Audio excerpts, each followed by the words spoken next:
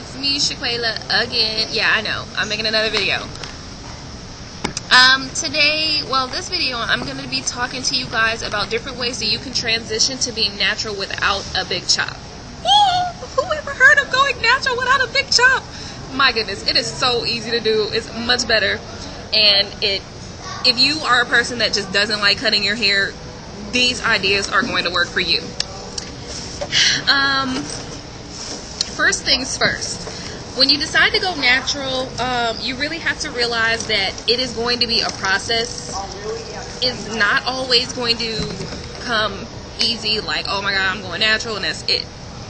Sometimes it's going to be a bit of a transition for you, just because you're used to seeing your hair a certain way. You know, if you get relaxers all the time, you're used to seeing your hair with relax. You're used to seeing your hair straight. And when you see a little bit of curl peeking out, you go get it relaxed again, okay? You go take care of that. You go, I need you to do this today. I got a curl right there. Take care of it. So you have to realize, first of all, that your hair is you're going to have to take some time to get used to seeing your hair in its natural form or natural state. And it's not just going to be right here. It's going to be all over. So it's going to take you some time to get used to what you look like being transitioned by doing sew-ins. I thought it was much easier. It really was. It was kind of cheating. It was really cheating. But that's the way I did it. So that's one way that you can transition easily to your natural hair, is by doing sew-ins. Now, I'm not going to have a lot of breakage. Go ahead and do that. If you don't want to cut your hair and you have breakage, go ahead and do that, because that will stretch your relaxer so far. I mean, it will stretch it to the max. Now, of course, you're going to experience shedding when you take the braids out. That's normal. If you wear your hair in braids for a long time and then you take your hair out, you're going to experience what you think is excessive breakage, but it's really just breakage from all those days and, weeks or whatever that you didn't have your hair naturally shedding to the ground because it's still in the braid. So that's normal. To see, what you think is a lot of shedding, it's not really that much. So that's to be expected. Another way to transition from being relaxed to natural is to wear your hair in cornrows. As simple as that.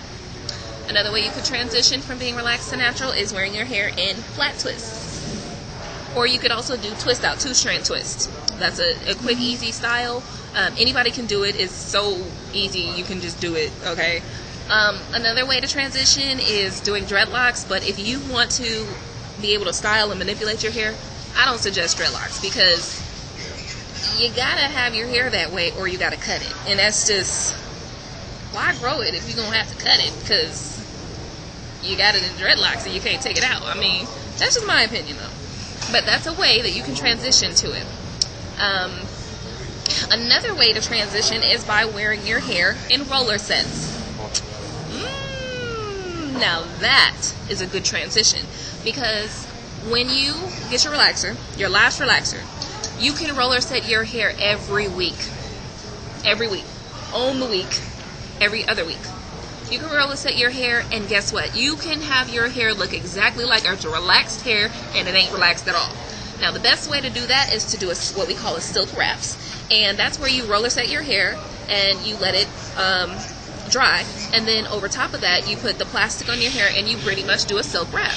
Now when you take the silk wrap off and you get from under the dryer, you're going to be under the dryer for a while, but once you're done with the dryer process, you come out and your hair is pretty much straight. Like, when I say straight, I mean it looks like you have a relaxed hair.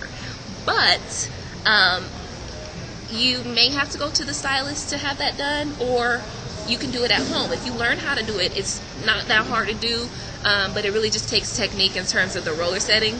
That's probably the technique that you need to learn, is how to make sure that your hair doesn't become frizzy, or make sure that your roller set actually lasts, or to make sure that your roller set is, what you want it to be, volumized, or, curly or not curly or whatever.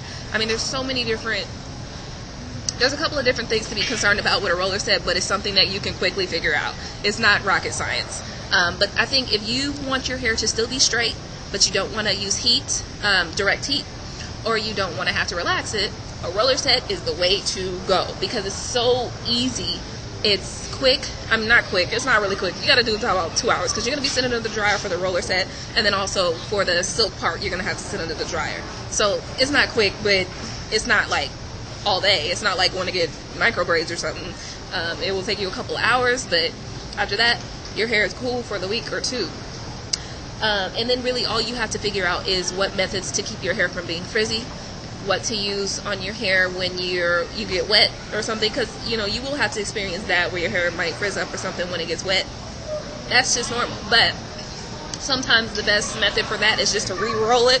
As soon as you get home, just re-roll it.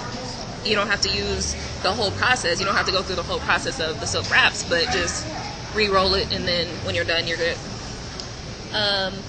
What other styles? I said braids, I said twists, flat twists, and twist out. I said cornrows. Oh, wigs. Plain and simple, you can wear a wig. I mean, if you have a problem with wigs, then you probably don't want to do that. But it's a good way to transition your hair from being relaxed to natural, and you don't have to manipulate your hair too much. The idea, if you have relaxed hair and you want to go natural, the main concern that you should have right now is breakage. Area number one for concern is breakage. Okay, because breakage is so common when you are transitioning from relaxed to natural. Your hair is going to break. That's plain and simple. And the idea that you're going for is you want to stretch your hair as long as you can without cutting it or without it breaking off.